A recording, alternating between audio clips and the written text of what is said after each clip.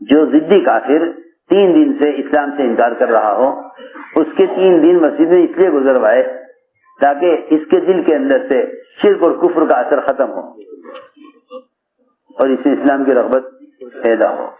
یہ حضور اکرم صلی اللہ علیہ وسلم کا مستقل طریقہ تربیت تھا، مستقل طریقہ تربیت تھا کہ اسے عمل کے ماحول میں رکھا جائے۔ میں نے عرض کیا کہ ایسے بے شمار واقعات ہیں جو وقت ثقیف نے اسلام قبول کیا، فرائض سے انکار کیا، فرمایا انہیں مسجد میں رکھو۔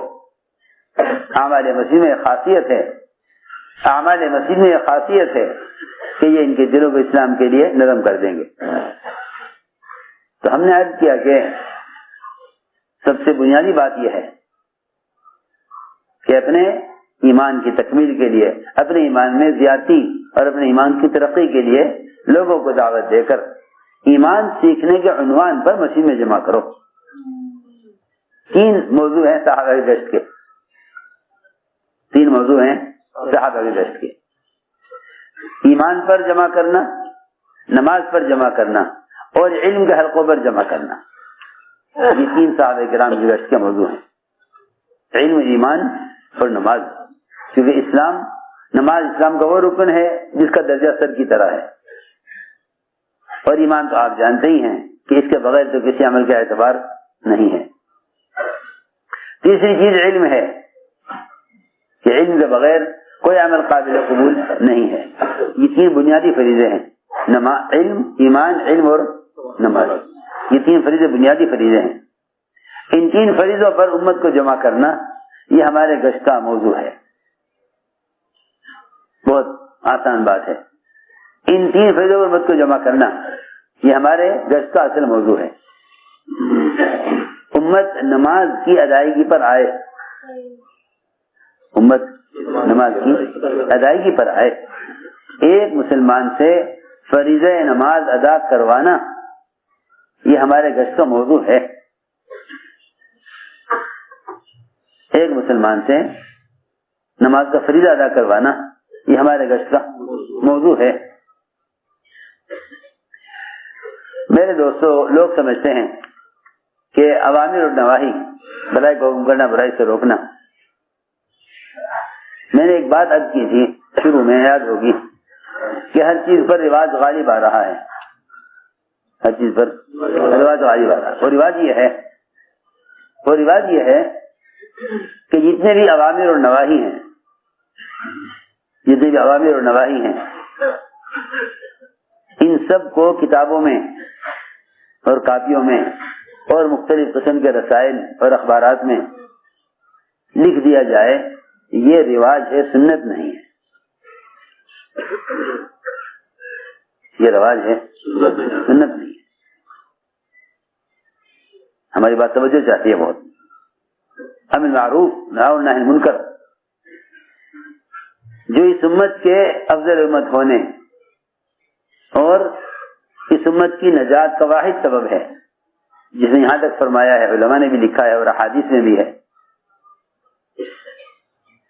کہ اگر مسلمان یہ عمل نہیں کرتا، دوسروں کو بھلائی کا حکم نہیں کرتا اور دوسروں کو برائی سے نہیں روکتا، اگرچہ خود اپنے نفس کی اصلاح کے لیے پوری کوشش کرتا ہو، علماء نے لکھا ہے کہ ایمان اس کے بغیر کامل نہیں ہوگا۔ ہم سمجھتے ہیں گشت کرنا کیا ضروری ہے، ہم سمجھتے ہیں گشت کرنا کیا ضروری ہے، حالانکہ گشت جو ہے، اللہ کرے میری بات آپ لوگوں کو سمجھ آ جائے، ہم سوچتے ہیں گشت کرنا کیا ضروری ہے۔ حقیقت یہ ہے کہ گشت امر معروف اور نہی منکر کے فریضے کے ادا کرنے کی عملی شکل ہے۔ گشت امر معروف نہی منکر کے فریضے کے ادا کرنے کی عملی شکل ہے، اور یہی مسنون ہے، یہی مسنون ہے، یہی مسنون ہے۔ باقی جتنے بھی طریقے بات کے ہیں سارے طریقے رواجی ہیں، سنت طریقے نہیں ہیں۔ سنت طریقے نہیں ہیں، باقی سب طریقے رواجی ہیں. اخبار میں ایک کالم دے دیتے ہیں امر معروف نہی منکر کا کہ لوگ اخبار پڑھتے ہیں، اس سے بھی پڑھ لیں گے. آپ دیکھیے تو صحیح کہاں، یعنی اس راستے سے عوامر نواہی کو کی اشاعت کر کے لوگ سمجھتے ہیں کہ ہم نے فریضہ ادا کر دیا. اخبار میں ایک کالم اب امر معروف کا اور ایک کالم نہی منکر کا دیتے ہیں، کیوں سوچتے ہیں کہ لوگ اخبار پڑھیں گے اسے بھی پڑھ لیں گے، تاکہ پتہ چل جائے کہ عوامر کیا ہیں، نواہی کیا ہیں. دیکھو میرے دوستو، جو امر معروف نہی منکر کو صرف بیان کر دینے یا کتاب میں لکھ دینا، یہ امر معروف نہی منکر کے فریضے کا ادا کرنا نہیں ہے. ہماری بات سمجھ میں آ رہی؟ یہ امر معروف اور نہی منکر کے فریضے کا ادا کرنا نہیں ہے. آپ کی کتاب چھاپ دیں جس میں سارے عوامر نواہی لکھ دیں اور مفت اس کو تقسیم کرا دیں، تب بھی میں کہتا ہوں کہ یہ فریضہ آپ نے ادا نہیں کیا. ہماری بات توجہ چاہتی ہے بہت، تب بھی آپ نے فریضہ ادا نہیں کیا. اس لیے کہ اگر آپ سیرت کی طرف جائیں تو آپ کو کہیں بھی نہیں ملے گا کہ عوامر نواہی لکھ کر تقسیم کر دیے گئے ہوں، بلکہ اس کا طریقہ یہ تھا کہ منکر کرنے والے کے پاس چل کر جاؤ اور اس کو سمجھا کر پیار محبت سے منکر کے ماحول سے نکالو. یہ ہے منکر سے روکنا. اپنے ماحول میں لا کر اس سے نماز کا فریضہ ادا کرا دو، یہ ہے امر معروف کے فریضے کا ادا کرنا. یہ ہوئی بات کہ نماز اور ایمان اور علم، ان فرائض پر امت کو جمع کرنا، یہ تمہارے افضل امت ہونے کے لیے شرط ہے. میں نے عرض کیا کہ یہ طریقہ امت میں سے ختم ہو گیا. لوگ کہتے ہیں کہ بھئی نماز کی دعوت دے دو اور باقی پڑھیں یا نہ پڑھیں اس کی تم پر کوئی ذمہ داری نہیں ہے، ہدایت اللہ کے ہاتھ میں ہے. ہدایت اللہ کے ہاتھ میں ہے، ہمارے ذمہ تو محنت ہے. یہ کہتے ہیں اللہ کے ہاتھ میں ہدایت ہے، ہمارے ذمہ تو صرف کہنا ہے. ایسا نہیں ہے، بلکہ گشت کرنے والے کی چاہت یہ ہو کہ یہ مسلمان اللہ کے فریضوں کو چھوڑے ہوئے ہے. مولانا صاحب فرماتے تھے اگر تم ایک آدمی کو مسجد میں لے آؤ اور اس سے معاہدہ کرا دو تو 2 رکعات تو اس شکرانے میں پڑھنا کہ اے اللہ تو نے میرے ذریعے سے ایک آدمی کو اتنا عرصہ جہنم میں جلنے سے بچا لیا جو ایک نماز کے چھوڑنے پر عذاب ہوتا. ایک مسلمان کو ایک نماز کے چھوڑنے پر جتنی مدت جہنم میں رہنا ہوتا، اللہ تو نے میرے ذریعے سے اس سے ایک نماز ادا کرا کے اس کو اس عذاب سے بچا لیا. ہم یاد کرنا چاہتے ہیں کہ معروف نہی منکر یہ اخبار رسائل کے میں چھاپنے کی چیز نہیں تھی، بلکہ ان دونوں فریضوں کو ادا کرنے کی ایک عملی محنت تھی. وہ یہ تھی کہ لوگوں کے پاس چل کر جاؤ اور ان کو دعوت دے کر عمل کی طرف لے کر آؤ. کہ اس حضرت نے حیات صحابہ میں بھی اور منتخب حدیث میں بھی یہ سارے فضائل اس لیے جمع کیے تھے تاکہ یہ عملی محنت قائم ہو. حیات صحابہ حضرت نے سارے وہ اعمال اور حلقے صحابہ کرام کے ثابت کیے ہیں جو مسجد میں اجتماعی طور پر لگائے جاتے تھے. تو ہم نے عرض کیا کہ اصل بات یہ ہے کہ معروف اور نہی منکر کے فریضے کی ادائیگی کس طرح ہوتی ہے، کیونکہ منکر کرنے والا گڑھے میں گر جانے والے کی طرح ہے. منکر کرنے والا ابو درداء خود فرماتے ہیں کہ جو آدمی کوئی منکر کر رہا ہے وہ ایسا ہے جو کوئی آدمی کسی گڑھے میں گر گیا ہو. تو کیا تم اس کو نکالو گے؟ نہیں. لوگوں نے کہا کیوں نہیں، ضرور نکالیں گے. فرمایا بس گناہ کرنے والا گڑھے میں گر جانے والے کی طرح ہے. میرے دوستو عزیزوں، امت بہت غفلت میں ہے. ہماری ملاقاتوں کا اصل مقصد یہ ہے کہ امت کو گناہوں کے ماحول سے نکال کر عمل کے ماحول میں لاویں۔ امام محدثین ابو ہریرہ فرماتے ہیں کہ یہ تمہارے افضل امت ہونے کے لیے شرط ہے، تم خیر امت جب ہو سکتے ہو، تم خیر امت جب ہو سکتے ہو جب تم لوگوں کو دعوت دے کر ان کے ماحول سے نکال کر اپنے ماحول میں لے کر آؤ اور ان کے دل میں ایمان کی، اسلام کی رغبت پیدا کرو۔ تو میں نے عرض کیا کہ ایک کام تو یہ ہوا کہ ہماری ملاقاتوں کا اصل مقصد اپنے ایمان کی تکمیل اور لوگوں کے دلوں میں اسلام کی رغبت پیدا کرنا، یہ ہمارے گشت کا اصل موضوع ہے۔ دوسری بات یہ ہے کہ مسجد کے اعمال سے ہر امتی کو گزارا جاوے، مسجد کے اعمال سے ہر امتی کو گزارو۔ ہمارا تو مشورہ بھی وہ صرف مسجد میں تبلیغی جماعت کے حضرات کا ہو کر رہ گیا۔ عام مسلموں کے جانے کا انتظار کرتے ہیں مشورہ کرنے کے لیے، کہ نہیں یہ جماعت کے ساتھی نہیں ہے، حالانکہ ہمارے مسجد کا مشورہ ایسا عام ہے جس طرح نماز ہر مسلمان کے لیے عمومی چیز ہے، نماز اس طرح ہر مسلمان سے ہے، اس طرح ہمارا مشورہ ہر مسلمان سے ہے، اس لیے کہ مشورہ مسجد کا اجتماعی عمل ہے۔ جس طرح نماز مسجد کا اجتماعی عمل ہر مومن کے لیے ہے، اس طرح مسجد کا مشورہ ہر ایمان والے سے ہے، مسجد کا مشورہ ہر ایمان والے سے ہے۔ ہم نے عرض کیا کہ اس طرح لوگوں کو دعوت دے کر انہیں نماز کے فریضے کی ادائیگی پر لانا، نماز کی فریضے کی ادائیگی پر لانا، اس لیے کہ امت کی جو ارتداد کا اصل سبب ہے وہ امت کا نماز چھوڑ دینا ہے۔ تم لاکھ کوشش کر لو، تنظیمیں بنا لو، جو چاہے کر لو، جب تک امت نماز پر نہیں آئے گی امت ارتداد سے بچ نہیں سکتی۔ امت کی ارتداد سے بچنے کا ایک ہی ذریعہ ہے کہ امت نماز پر آ جائے، امت نماز پر آ جائے، کیونکہ نماز چھوڑنے والے کا اسلام میں کوئی حصہ نہیں ہے، تو پھر ارتداد کیا بعید ہے، پھر ارتداد کیا بعید ہے۔ جب نماز چھوڑنے والے کا اسلام میں حصہ نہیں تو پھر مسلمان اسلام پر باقی کیسے رہے گا؟ جس مکان میں آپ کا حصہ نہیں، آپ اس مکان میں قیام کب تک کریں گے، کیسے کریں گے؟ مثال کے طور پر کرو، جس مکان میں آپ کا حصہ نہیں اس میں آپ کب تک رہیں گے؟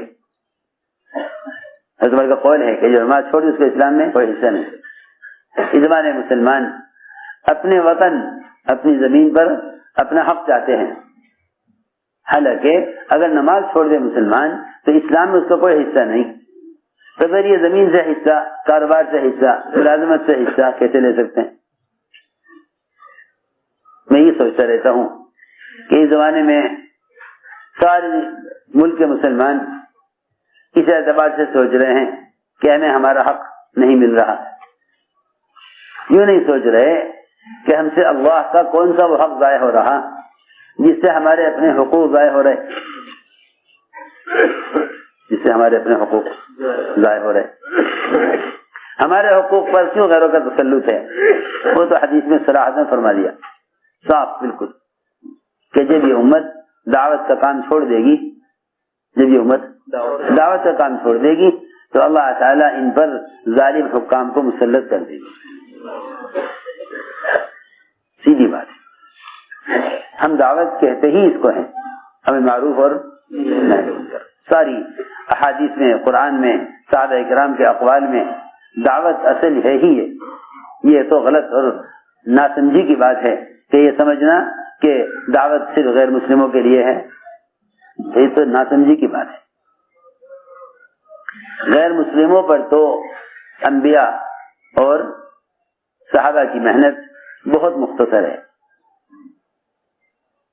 بہت مختصر ہے اور بہت نرم دعوت ہے، اور ان کے لیے اکراہ اور زبردستی بھی نہیں ہے، لا اکراہ فی الدین۔ کہ غیروں کو اسلام پر مجبور کر کے اسلام میں داخل نہیں کیا جائے گا. ہاں آپ دعوت دے سکتے ہیں, لیکن اللہ کے فریضے کے ادا کرنے پر اور زکوٰۃ کے ادا کرنے پر مسلمان کو مجبور کیا جائے گا. ابو بکر رضی اللہ تعالیٰ عنہ قتال کے لیے تیار تھے زکوٰۃ روکنے والوں سے, قتال کے لیے تیار تھے زکوٰۃ روکنے والے, لیکن حضور اکرم صلی اللہ علیہ وسلم نے اس کافر کو قتل نہیں کیا جس نے آپ پر تلوار سوت لی تھی جب آپ قیلولہ فرما رہے تھے درخت کے نیچے. اور یہ فرمایا آپ نے اس دیہاتی سے کہ اسلام لاؤ گے, اس نے کہا نہیں اسلام نہیں لاؤں گا, تو آپ نے قتل نہیں کیا. یہ نہیں کہا کہ اسلام لے آؤ ورنہ قتل کر دوں گا, نہیں, آپ نے قتل نہیں کیا. اور میں نے لکھا ہے کہ کافر کو اسلام کے لیے مجبور نہیں کیا جائے گا, لیکن اس نے یہ کہا کہ میں نہ آپ کا مقابلہ کروں گا اور نہ آپ کا مقابلہ کرنے والوں کی مدد کروں گا, یہ میں وعدہ کرتا ہوں, لیکن اسلام کو قبول نہیں کرتا. تو میں جاؤ, نہ آپ نے اس سے کوئی انتقام لیا, نہ اس کو قتل کیا, نہ اس کو قتل کی دھمکی دی اسلام قبول کرنے کے لیے, نہیں. میں نے عرض کیا کہ اس زمانے میں لوگ سمجھتے ہیں کہ دعوت محض غیر مسلموں کے لیے ہے, حالانکہ فرعون کے لیے دعوت موسیٰ علیہ السلام کی بہت مختصر, بہت نرم. حل لک اعلان تزکا, حل لک اعلان, محنت بنی اسرائیل پر. یہ بات سب کے ذہن میں رہے کہ باطل کے مغلوب ہونے کے لیے ایمان والوں پر محنت کی ضرورت ہے, باطل کے غرق ہونے کے لیے ایمان والوں پر محنت کی ضرورت ہے, کیونکہ ایمان والے ہی ہیں جو انہوں نے باطل کی مدت کو بڑھایا ہوا ہے. ایمان والے ہی ہیں جنہوں نے باطل کی مدت کو بڑھایا ہوا ہے. ایمان والے ہیں جنہوں نے باطل کی مدت کو بڑھایا ہوا ہے. اس لیے کہ اللہ تعالی باطل کو جو پکڑتے ہیں وہ محض اس کے کفر کی وجہ سے نہیں, کیونکہ اس کے کفر کی پکڑ تو آخرت میں ہے, اس کے کفر کی پکڑ تو آخرت میں ہے. یہ بات ہے, اس کی پکڑ اس کی جنت میں جو ہوتی ہے, باطل کی پکڑ اس کی جنت میں یعنی دنیا میں, باطل کی پکڑ اس کی جنت میں جو ہوتی ہے وہ ہوتی ہے ایمان والوں کے صبر اور تقوی کی وجہ سے. اصل بات یہ ہے کہ باطل کی پکڑ اس کی جنت میں وہ آخرت سے پہلے وہ صرف اس لیے ہوتی ہے کہ ایمان والے اعمال اور عبادات پر مجتمع ہوں. وَتَمَّتْ كَلِمَةُ رَبِّكَ الْحُسْنَى عَلَى بَنِي إِسْرَائِيلَ بِمَا صَبَرُوا وَدَمَّرْنَا مَا كَانَ يَصْنَعُ فِرْعَوْنُ. اللہ نے فرعون کو پکڑا ہے بنی اسرائیل کے صبر اور تقوی کی وجہ سے, تو سارے وعدے کے لیے پورے کر دیے, سارے وعدے پورے کر دیے بنی اسرائیل کے لیے, اور فرعون کو پکڑ لیا.